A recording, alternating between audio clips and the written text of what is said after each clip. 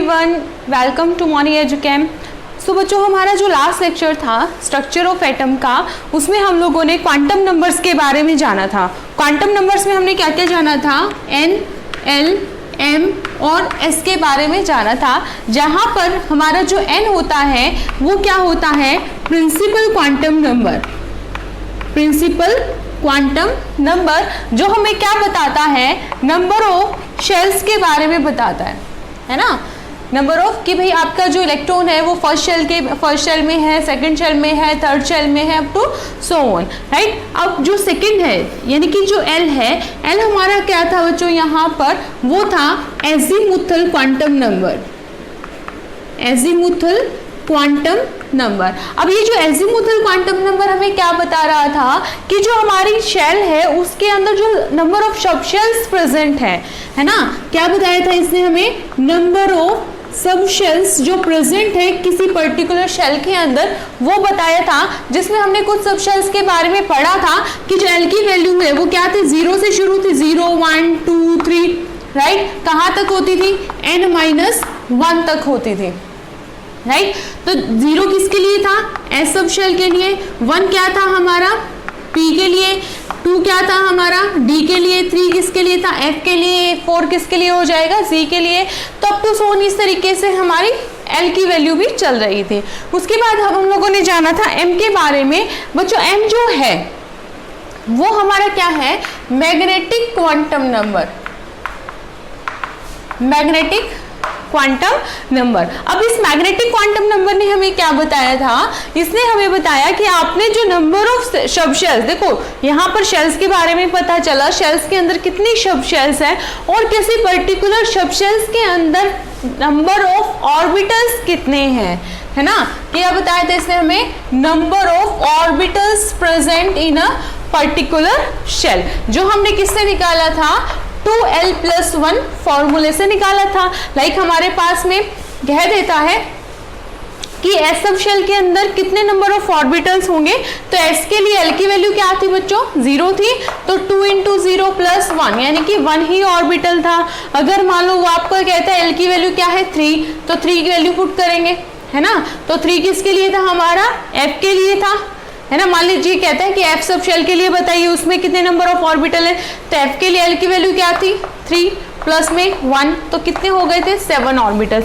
तो ये क्या बता रहा था हमें? नंबर ऑफ ऑर्बिटल्स के बारे में। उसके बाद में बात करते हैं एस के बारे में। एस हमें क्या बता रहा था? देखो यहाँ से क्या था आपका? शेल्स बताई, शेल के अंदर सब शेल्स, उस सब शेल के अंदर जो ऑर्बिटल्स प्रेजेंट है वो हमें मैग्नेटिक क्वांटम के अंदर से पता चला था, राइट। अब उन ऑर्बिटल्स के अंदर जो इलेक्ट्रॉन फील्ड है वो किस डायरेक्शन में क्या है? स्पिन कर रहे हैं, वो हमें कौन बताता है बच्चों? ये क्या है आपका? स्पिन क्वांटम नंबर, ठीक है। अब जो इलेक्ट्रॉन है वो स्पिन कैसे कर सकता है? ओनली 2 डायरेक्शन में कर सकता है, आइदर क्लॉकवाइज और एंटी क्लॉकवाइज। अगर वो क्लॉकवाइज है तो उसके लिए आप क्या यूज करते हो? +½ और क्या यूज कर सकते हो? अपर हेड एरो, राइट। और क्या है? अगर आपका जो इलेक्ट्रॉन है वो किस तरफ मूव कर रहा है? एंटी क्लॉकवाइज डायरेक्शन में है, उसके लिए हम यूज करते थे -½ और लोअर हेड एरो। तो ये क्या थे? प्रिंसिपल क्वांटम नंबर जो बेसिकली आगे हमारे यूज होते रहेंगे केमिस्ट्री के अंदर, ठीक है। तो आई होप ये चीजें आपको समझ में आ भी गई थी। आज बेसिकली हमें जो पढ़ना है वो पढ़ना है शेप्स ऑफ एटॉमिक ऑर्बिटल्स, यानी कि जो हमने ऑर्बिटल्स के बारे में जाना, ठीक है, कौन कौन से ऑर्बिटल्स हैं, ठीक है, तो उनकी जो शेप है वो क्या होती है, बहुत इंपॉर्टेंट है बच्चे, ध्यान से देखिएगा। तो शेप्स ऑफ एटॉमिक ऑर्बिटल्स के बारे में हम यहाँ पर जानने वाले हैं। इसको हम क्या बोल सकते हैं? साथ में बाउंड्री सरफेस डायग्राम भी बोल देते हैं। क्या बोल देते हैं? बाउंड्री सरफेस डायग्राम, कुछ भी कह लीजिए, शेप्स ऑफ एटॉमिक ऑर्बिटल्स या फिर बाउंड्री सरफेस डायग्राम। अब इसकी नीड क्यों पड़ी, ये क्या है एक्चुअल में, पहले तो ये जानते हैं एक्चुअल में हुआ क्या। देखो अभी तक जितने भी हम लोगों ने पढ़ा कि भाई न्यूक्लियस है, ठीक है। उसके बाद क्या है, चारों तरफ शेल्स है जहां पर क्या प्रेजेंट है, इलेक्ट्रॉन है। तो बात क्या हो रही थी कि इनफाइनाइट टाइम तक, मतलब एक लार्ज स्केल तक अगर हम बात करें, प्रोबेबिलिटी के बारे में भी हम लोगों ने जाना था, प्रोबेबिलिटी डेंसिटी के बारे में हम लोगों ने जाना था, तो वहां से जो आइडिया यही आ रहा था कि अगर आप लार्ज स्केल तक की भी बात करते हैं तो वहां तक भी इलेक्ट्रॉन के मिलने की पॉसिबिलिटी हो सकती है। हमारे पास कोई भी ऐसा पर्टिकुलर रीजन नहीं था कि हाँ भाई ये रीजन है, इसको फिक्स कर दिया जाए या फिर इसको ड्रॉ कर दिया जाए और इलेक्ट्रॉन के मिलने की 100% जो प्रोबेबिलिटी है वो यही रीजन की है। हमने कह तो दिया कि जो इलेक्ट्रॉन के मिलने की प्रोबेबिलिटी बता सकते हैं, लेकिन एक फिक्स रीजन तो होना चाहिए। भाई आपने कह दिया कि फलाना आदमी कहाँ पे रहते हो, तो कहते हैं इंडिया में रहते हो। तो अब इंडिया में कहाँ तक घूमे, इंडिया में कहाँ तक घूमे, तो हमने कह दिया कि चलो उससे कुछ तो कम करें, कि चलो हमने कह दिया हरियाणा में है, हमने कह दिया दिल्ली में है, मतलब एक एरिया क्या कर दिया एक्चुअल में फिक्स कर दिया हमने, या फिर कह दिया कि अर्थ पे है तो अर्थ पे भी कहाँ कहाँ ढूंढ सकता है, नहीं ना, तो एक पर्टिकुलर रीजन फिक्स कर दिया जाए।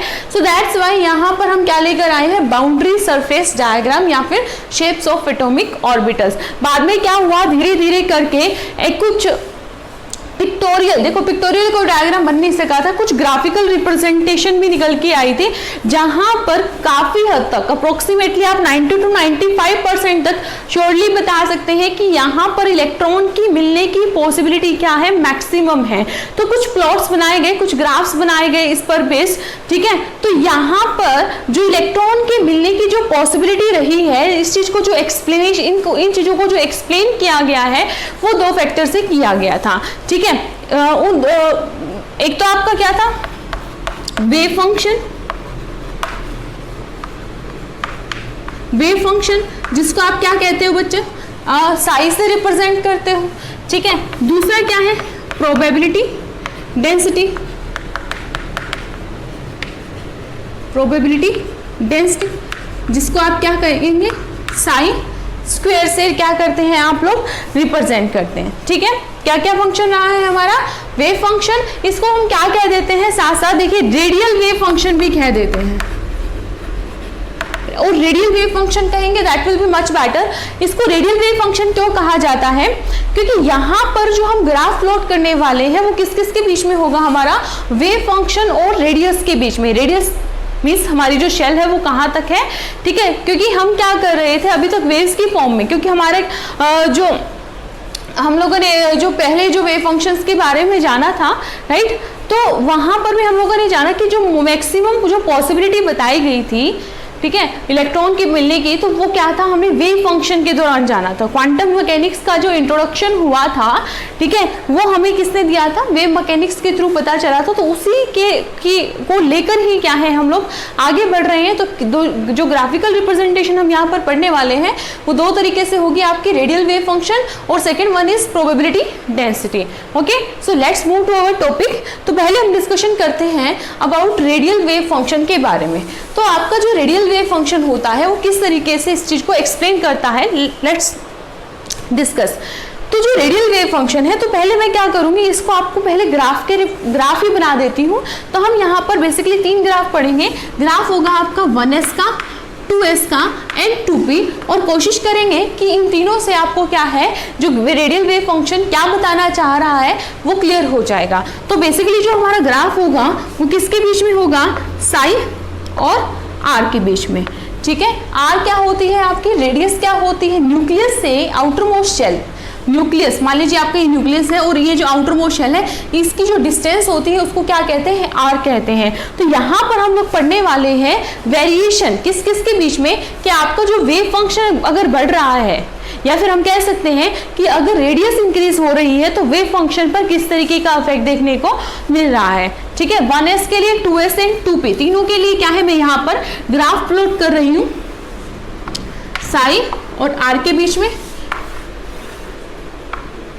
साई और आर के बीच में, ठीक है। ये हम ड्रॉ करेंगे 1s के लिए, ये होगा 2s के लिए and this one will be 2p के लिए, ठीक है। अगर मैं इसके ग्राफ की बात करती हूँ तो 1s को लेकर चलते हैं, तो हमें कुछ जो ग्राफ मिलता है वो कुछ इस तरीके से मिलता है, ठीक है। यहाँ पर मुझे जो ग्राफ मिलेगा बच्चों वो कुछ इस तरीके से मिलेगा। अगर मैं बात करती हूँ 2s की, तो 2s का जो मुझे ग्राफ मिलने वाला है, ध्यान से देखिएगा बच्चों इस ग्राफ को, वो कुछ इस तरीके से मिलेगा,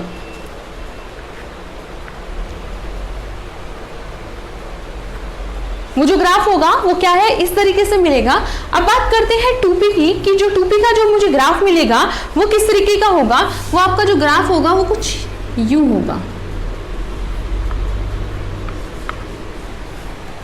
अब तीनों ग्राफ्स क्या है आपको दिखाई दे रहे हैं यहाँ पर, तो तीनों ग्राफ में क्या क्या नजर आ रहा है आप लोगों को। तो सबसे पहले तो आप लोग ये चीज देख लीजिए कि जिस तरीके से r बढ़ता जा रहा है, जैसे जैसे r बढ़ता जा रहा है वेव फंक्शन की वैल्यू क्या होती जा रही है, बहुत बहुत कम होती जा रही है। देखो जब वेव फंक्शन मैक्सिमम था तो r क्या था, मिनिमम। जब r मैक्सिमम है तो वेव फंक्शन क्या है, मिनिमम। ठीक है, तो जैसे जैसे डिस्टेंस बढ़ती जा रही है वेव फंक्शन की वैल्यू क्या होती जा रही है बच्चों, कम होती जा रही है। सेकंड चीज, अगर हम बात करें 2s की, ठीक है, तो 2s में कुछ चेंजेस आपको देखने को मिले।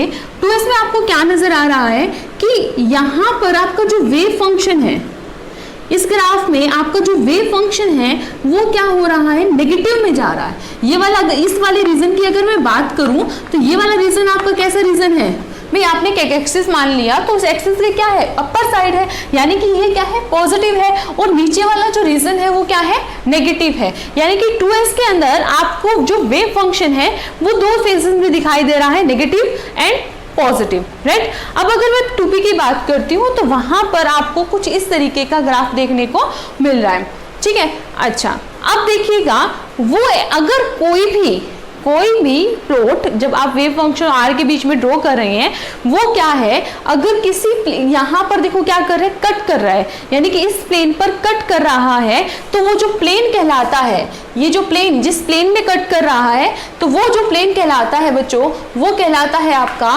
Nodal plane. ठीक है, क्या कहलाता है, नोडल प्लेन कहलाता है। और नोडल प्लेन होता क्या है, जहां पर, दोबारा सुनिएगा, नोडल प्लेन क्या होता है, जहां पर वेव फंक्शन क्या कर रहा होता है, अपने साइन को चेंज कर रहा होता है, पॉजिटिव से नेगेटिव की तरफ जा रहा होता है।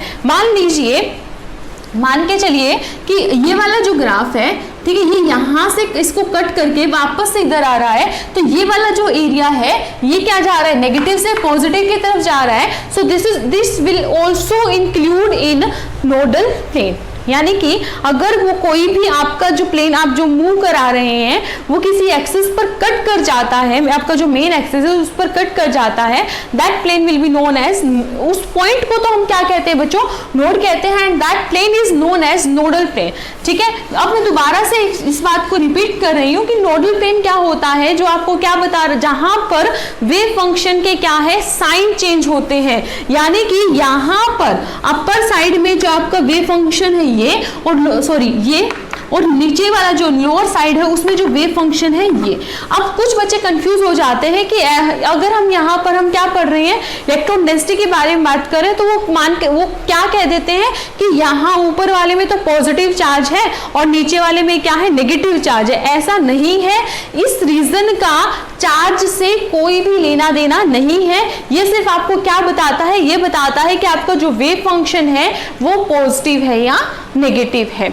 ठीक है, तो अगर मैं बात करूं किसी particular 1s 2s and 2p के लिए, तो उसमें नोडल प्लेन किस तरीके से वेरी करते हैं। तो अगर आप ns ऑर्बिटल के बारे में बात कर रहे हैं, ns ऑर्बिटल के बारे में बात कर रहे हैं, तो उसमें कितने आपको नोड्स या नोडल प्लेन देखने को मिलते हैं, वो देखने को मिलते हैं n-1।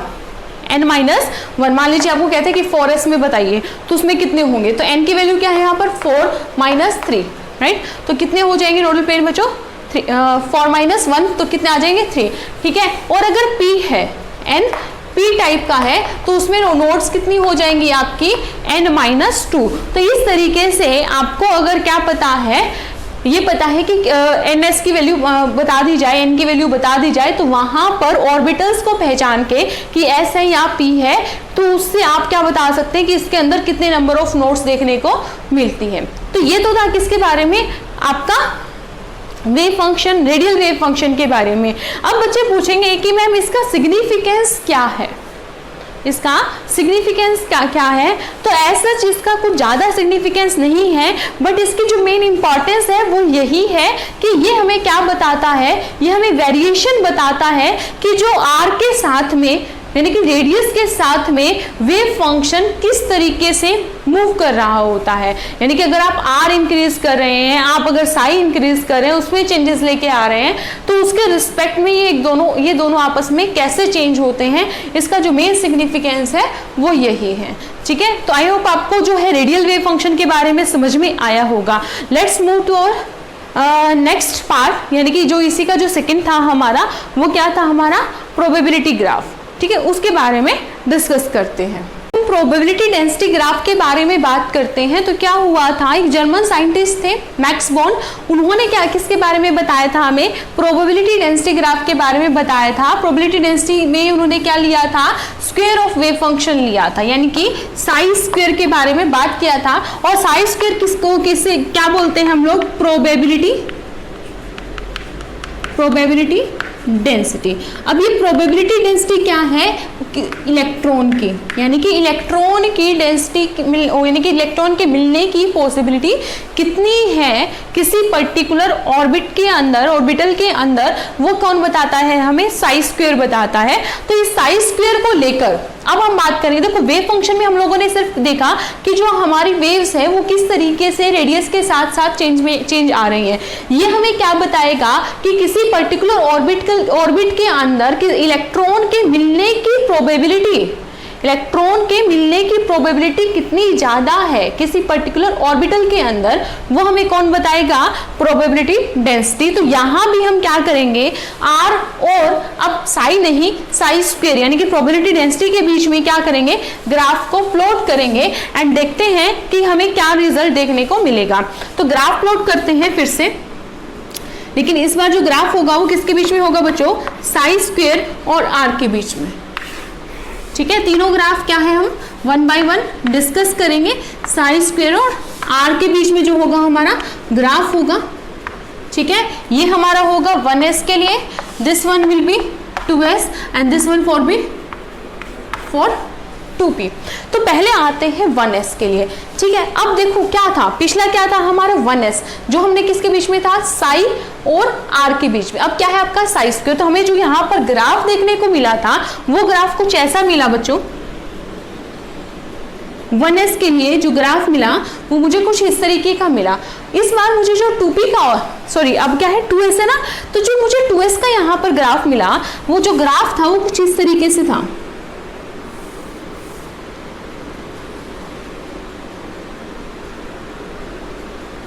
ठीक है, अब बात आती है 2p के लिए। तो 2p के लिए जो मुझे ग्राफ मिला वो था कुछ यूं। ठीक है, वो था कुछ यूं। अब देखिए आपको क्या देखने को मिल रहा है, ये क्या बता रहा है मुझे, मैं दोबारा बता रही हूँ, ये मुझे बता रहा है कि न्यूक्लियस से शेल्स मतलब किसी पर्टिकुलर ऑर्बिटल में इलेक्ट्रॉन के मिलने की पॉसिबिलिटी कितनी ज़्यादा है, इलेक्ट्रॉन के मिलने की प्रोबेबिलिटी कितनी ज़्यादा है। सबसे पहले अगर इन ग्राफ को मैं पिछले ग्राफ से कंपेयर करूं, इन ग्राफ को अगर मैं पिछले ग्राफ से कंपेयर करूं तो क्या देखने को मिला कि जो पहला ग्राफ था मेरा 1s वाला, वो कुछ इस तरीके से था, कुछ इस तरीके से था, यानी कि स्क्वायर लिया है तो रीजन थोड़ा सा क्या है बढ़ गया। हम यहाँ से आइडिया ले सकते हैं जिसमें वो बात बता रही हूँ। अगर मैं 2p की बात करती हूँ तो 2p में क्या था, सॉरी 2s की बात करती हूँ तो 2s का मुझे जो ग्राफ मिल रहा था पिछला, वो कुछ इस तरीके का मिल रहा था बच्चों, है ना, आप लोगों ने भी देखा था अच्छे से। तो उसमें क्या था, हमारा जो साइन था वो क्या था, 2 फेजेस में आ रहा था with negative and positive sign, right. तो यहाँ पर हमने क्या कर दिया, साई स्क्वायर कर दिया। तो इस वजह से जो आपका जो नेगेटिव साइन था, नेगेटिव वेव फंक्शन था, वो किस में कन्वर्ट हो गया, आपको पता ही है भाई, आप किसी नेगेटिव का क्या कर देते हैं, स्क्वायर कर देते हैं, तो वो किस में आ जाता है, नेगेटिव नेगेटिव पॉजिटिव में। तो ये वाला जो आपका जो यहाँ पर ये वाला जो ग्राफ मिलने वाला वो किस में आ जाएगा, पॉजिटिव में। और इसी तरीके से जब हमने 2p का ग्राफ देखा था वो कुछ इस तरीके का था, वो कुछ हमारा इस तरीके का था, और अब क्या हो गया, थोड़ा सा ये ब्रॉड हो गया है। तो इतना सा क्या है डिफरेंस है। अगर ग्राफ की बात करें पीछे वाले से कंपेयर कराते हैं तो इस तरीके का जो है हमें डिफरेंस नजर आ रहा है, राइट। अच्छा, अब हम बात करते हैं कि यहाँ से हमें नॉलेज क्या मिल रही है, क्या क्या वैल्यू मतलब समझ में क्या आ रहा है यहाँ से बेसिकली। तो देखिए हमें क्या बताना है, हमें देखो अगर मैं 1s और 2s की बात करती हूँ, ये हमारा क्या है, न्यूक्लियस है। तो ये वाला जो रीजन होगा, ये तो क्या हो गई, बाउंड्री। ये वाली क्या है, दिस वन इज बाउंड्री। तो ये वाला जो रीजन होगा बच्चों, इस रीजन में क्या है, इलेक्ट्रॉन के मिलने की पॉसिबिलिटी काफी ज्यादा है। अगर मैं 2s की बात करती हूँ तो ये आपका न्यूक्लियस है, तो न्यूक्लियस से इस डिस्टेंस पर मिलने की पॉसिबिलिटी इलेक्ट्रॉन की काफी ज्यादा है, ठीक है। लेकिन अगर मैं 2p पे आती हूँ तो 2p में क्या है, न्यूक्लियस पे क्या है, न्यूक्लियस पर ही क्या है, बिल्कुल टच हो रखा है। यानी कि इन केस ऑफ 2p में जो इलेक्ट्रॉन है वो न्यूक्लियस में नहीं है, ठीक है। यानी कि जो 2p है वो उसमें न्यूक्लियस पर कोई भी इलेक्ट्रॉन नहीं है, यानी कि 2p न्यूक्लियस से नहीं जुड़ा हुआ है। कौन जुड़ा हुआ है, 2s। आप लोग कहते भी तो हैं कि मैम ये तो आपका है न्यूक्लियस, ये क्या है s and this one will be p। तो ये क्या है, यानी कि यहीं से वो थोड़ा बहुत आइडिया निकल के आया था कि जो न्यूक्लियस से जुड़ा होकर क्लोज कौन है, आपका s है, और p जो है वो न्यूक्लियस के क्लोज नहीं है, क्योंकि यहाँ पर देखिए तो इलेक्ट्रॉन के मिलने की पॉसिबिलिटी क्या है, 0। 2p के न्यूक्लियस पर इलेक्ट्रॉन के मिलने की पॉसिबिलिटी क्या है, 0। तो अगर मैं बात करूं या फिर कंपेयर करती हूं s और p में, तो ये कहेंगे कि in case of s orbital electron के मिलने की प्रोबेबिलिटी सबसे ज्यादा है और न्यूक्लियस पे, और in case of p orbitals nucleus पर इलेक्ट्रॉन के मिलने की प्रोबेबिलिटी क्या है बच्चों, 0 है, ठीक है। अब हम बात करेंगे, देखो हमने इतनी तो बात कर ली कि चलो इस रीजन में हमें पता चल गया। अब बची क्या, बाउंड्री, ठीक है। क्या बाउंड्री का भी कुछ रोल है, हो सकता है ना कि ये जो बाउंड्री है इस बाउंड्री पर भी कुछ इलेक्ट्रॉन प्रेजेंट हो, तो उसका भी हम देखते हैं तो किस तरीके से, क्या हम यहाँ पर इलेक्ट्रॉन प्रेजेंट है या नहीं है, वो अब देखेंगे। तो अब हम देखते हैं कि जो बाउंड्री है किसकी, शेल की, उसका जो रीजन है वो भी किस तरीके से क्या होगा, इंक्लूड होगा। यानी कि ओवरऑल जो प्रोबेबिलिटी डेंसिटी हमें निकालनी है किसी एटम के लिए, वो किस तरीके से फाइंड आउट कर सकते हैं। तो बच्चों अभी तक हम लोगों ने क्या देखा कि जो प्रोबेबिलिटी डेंसिटी होती है, प्रोबेबिलिटी डेंसिटी होती है वो क्या होती है आपकी, साइन स्क्वायर। और यानी कि ये क्या एक्सप्लेन कर रहा है कि किसी पर्टिकुलर रीजन में, है ना, अभी हमने ग्राफिकल रिप्रेजेंटेशन से देखा कि किसी पर्टिकुलर रीजन में इलेक्ट्रॉन के मिलने की प्रोबेबिलिटी कितनी है। लेकिन अब हमें बात करनी है कि जो शेल है उसका जो हमारी जो शेल है उसका जो सरफेस है, राइट, जो शेल की जो थिकनेस होगी, क्या वहाँ पर भी इलेक्ट्रॉन प्रेजेंट है। तो उस तरीके से हम ओवरऑल रीजन को, कि अभी तक मान लीजिए हमारा अगर इस तरीके का ग्राफ है तो हमने सिर्फ इसको इंक्लूड किया, इसको नहीं किया, तो इसकी जो थिकनेस हो उसको भी हमें क्या करना पड़ेगा, इंक्लूड करना पड़ेगा। मान लीजिए कि ये आपके पास में क्या है, फर्स्ट जो है आपकी शेल है, ये आपका क्या है, न्यूक्लियस है।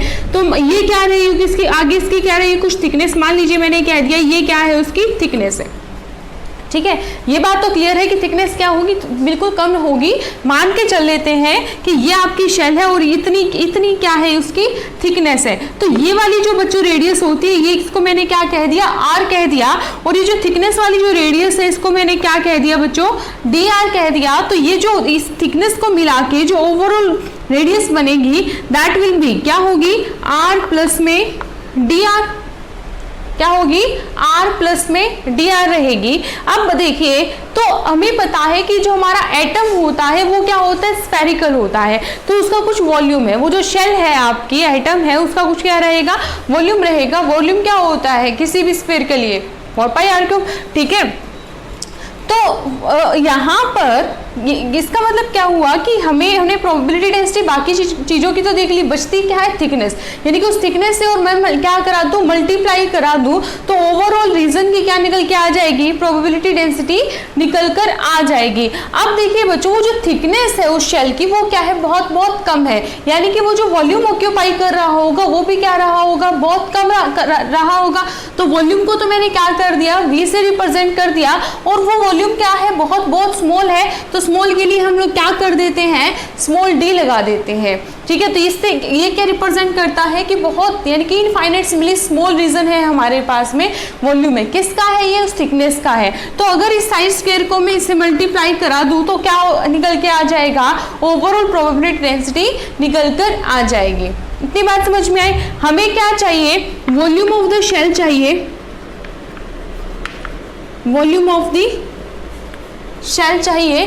तो वॉल्यूम ऑफ द शेल के लिए हमारे पास क्या होगा, देखिए हमारे पास ओवरऑल जो है आपका शेल विद द थिकनेस वो वॉल्यूम में से क्या माइनस कर दें, ये वाली जो डिस्टेंस है इसको मैं माइनस कर दूं तो क्या निकल के आ जाएगी, वॉल्यूम ऑफ द शेल निकल कर आ जाएगी। ठीक है,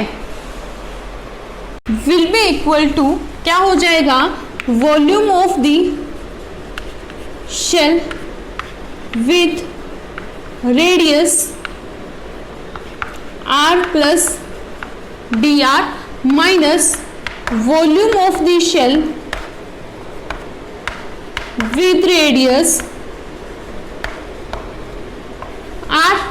ठीक है, रेडियस क्या होता r, तो बच्चों वैल्यू पुट कर दीजिए, यहां से क्या हो जाएगा 4/3 pi r plus d r, इसका क्या हो जाएगा cube, minus 4/3 pi r cube. तो जब आप इस पूरी वैल्यू को सोल्व करेंगे then you will get answer जो आएगा वो आएगा 4 पाई r स्क्वायर dr। तो बच्चों क्या आएगा आंसर, ये आएगा। ठीक है, आप इस पूरी वैल्यू को सॉल्व कर सकते हैं, लेकिन ये कुछ खास इंपॉर्टेंट नहीं है निकालना, हमारे लिए इंपॉर्टेंट क्या है, ये रिजल्ट इंपॉर्टेंट है। इतनी बात समझ में आई, 4 पाई r स्क्वायर dr, ये क्या निकल के आएगा, वॉल्यूम ऑफ द शेल निकल के आएगा। अब बच्चों देखिए वॉल्यूम ऑफ द अगर शेल निकल कर आ चुका है तो उसको किधर पुट करेंगे, हम लोग इधर पुट करेंगे, इधर पुट करेंगे और किससे मल्टीप्लाई करा दे, अगर साई स्क्वायर से मल्टीप्लाई करा दे तो क्या निकल के आ जाएगा, उस एटम के अंदर जो ओवरऑल इलेक्ट्रॉन की प्रोबेबिलिटी डेंसिटी जो प्रेजेंट है वो निकल कर आ जाएगी। ठीक है, तो बस हमें क्या करनी है, वैल्यू पुट करनी है। तो जब वैल्यू पुट कर देंगे यहाँ पर dv की तो हमारे पास रिजल्ट क्या आ जाएगा, साई स्क्वायर 4 पाई r स्क्वायर और dr, आप इसको ऐसे भी लिख सकते हैं 4 पाई r square dr Sai square. ठीक है, तो ये क्या निकल के आ गई, आपकी प्रोबेबिलिटी डेंसिटी निकल कर आ गई। ठीक है, इसको आप क्या बोल देते हैं बच्चों, रेडियल प्रोबेबिलिटी डेंसिटी भी बोल देते हैं, रेडियल प्रोबेबिलिटी भी बोल देते हैं, या फिर आप इसको क्या बोल देते हैं, radial distribution probability of electron भी इसको बोल सकते हैं। तो ओवरऑल वैल्यू क्या निकल कर आ गई हम लोगों की, ये निकल के आ गई। ये क्या एक्सप्लेन करता है कि जो इलेक्ट्रॉन है वो किस तरीके से प्रेजेंट है, कि इलेक्ट्रॉन के मिलने की जो पॉसिबिलिटी है वो कितनी है किसी भी एटम के अंदर। अब यहाँ से मुझे एक और क्या चीज निकल कर आई है, यहाँ से बात निकल के आई है कि जो प्रोबेबिलिटी डेंसिटी है किसी इलेक्ट्रॉन की वो सिर्फ और सिर्फ साई स्फीयर पर डिपेंड नहीं करती, वो किस पर भी डिपेंड करती है, उसके वॉल्यूम पर भी डिपेंड करती है। अब क्या होगा, जैसे जैसे शेल का साइज बढ़ रहा होगा या तो क्या हो रहा है, मतलब वॉल्यूम बढ़ रहा है, तो अगर वॉल्यूम बढ़ रहा है तो ये वाली जो रेडियस होगी वो क्या हो जाएगी, एक तरीके से बहुत ज्यादा छोटी हो जाएगी, या कह सकते हो ना के बराबर हो जाएगी। तो हमारे पास जो वैल्यू निकल के आएगी वो निकल के आएगी 4 पाई r स्क्वायर साई स्क्वायर, 4 पाई r स्क्वायर साई स्क्वायर। तो ये 4 पाई r स्क्वायर साई स्क्वायर मुझे क्या बताता है, overall probability density for an electron. ठीक है, तो ये इससे क्या है, अब हमें क्या करना है, फाइनल ग्राफिकल रिप्रेजेंटेशन से देखना है कि किस तरीके से हम with the help of graph क्या बता सकते हैं कि किस ऑर्बिटल के अंदर इलेक्ट्रॉन के मिलने की पॉसिबिलिटी कितनी ज्यादा है। तो with the help of graph हम लोग देखते हैं। ग्राफ प्लॉट किसके बीच में होगा, ओवरऑल वॉल्यूम मतलब ओवरऑल प्रोबेबिलिटी डेंसिटी, तो वो क्या निकल के आई है 4 पाई r स्क्वायर साई स्क्वायर, और इस तरफ हमारा यहाँ से क्या रहेगा, वही रेडियस, यानी कि जो r है वो क्या कर रहा होगा, वेरी कर रहा होगा। तो अगर मैं 1s के लिए ग्राफ प्लॉट करती हूँ बच्चों, तो जो मुझे ग्राफ मिलने वाला है वो कुछ इस तरीके का होगा।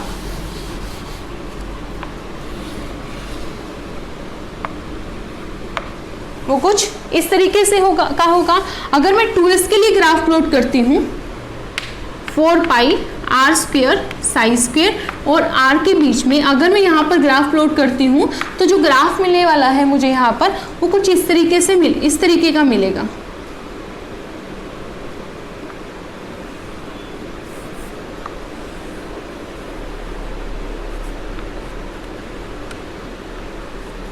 ठीक है, अगर मैं बात करती हूँ, ये किसके लिए हो गया हमारा 2s के लिए। अगर मैं 2p की बात करती हूँ, अगेन किसके बीच में है 4 पाई r स्क्वायर साई स्क्वायर और r के बीच में है। तो बच्चे यहाँ पर जो मुझे ग्राफ मिलने वाला है वो थोड़ा सा कुछ इस तरीके का मिलेगा। ठीक है, इसकी पीक मैंने ज़्यादा बना दी। एक बार इक्वल मान के चलते हैं, कुछ इस तरीके का मिलेगा।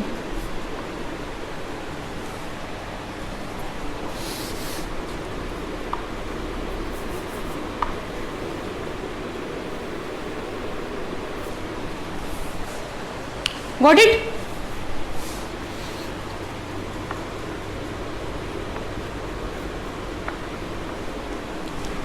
तो यहां से क्या पता चल रहा है, ये वाला जो पॉइंट होता है, जो पीक होती है, इसको हम कहते हैं बच्चों मैक्सिमा।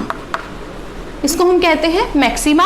और ये क्या हो गया हमारा न्यूक्लियस। ठीक है, तो कहा जाता है कि न्यूक्लियस से मैक्सिमा की जो डिस्टेंस है, क्या कहते हैं बच्चों, न्यूक्लियस से मैक्सिमा की जो डिस्टेंस है, तो यहाँ पर क्या होता है, इलेक्ट्रॉन के मिलने की पॉसिबिलिटी सबसे ज़्यादा होगी। This particular region included highest probability density of electron. अब बात करते हैं 2s की। तो 2s में क्या मिल रहा है, हमें 2 मैक्सिमा मिल रहे हैं। तो इन रीजन में क्या होगा, इलेक्ट्रॉन के मिलने की पॉसिबिलिटी होगी। और इसी तरीके से 2p होगा, और 2p के इस रीजन में इलेक्ट्रॉन के मिलने की पॉसिबिलिटी ज़्यादा होगी। अब देखिएगा बच्चों, अब अगर कंपेयर करवाया जाए कि 2s या फिर 2p, इन दोनों में इलेक्ट्रॉन के मिलने की पॉसिबिलिटी किस में ज़्यादा होगी। देखो बच्चों, इसमें तो हमें कोई डाउट नहीं है 1s वाले में कि यहाँ पर ये सबसे ज़्यादा क्या है, क्लोज है, न्यूक्लियस के सबसे ज़्यादा क्लोज है।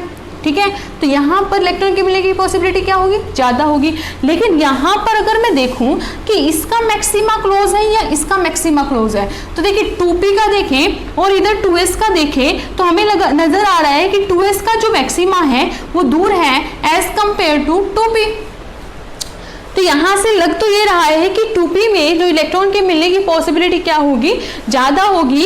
क्यों होगी, क्योंकि इसने जो है वो 2s के कंपैरिजन में जल्दी मैक्सिमा अचीव कर लिया।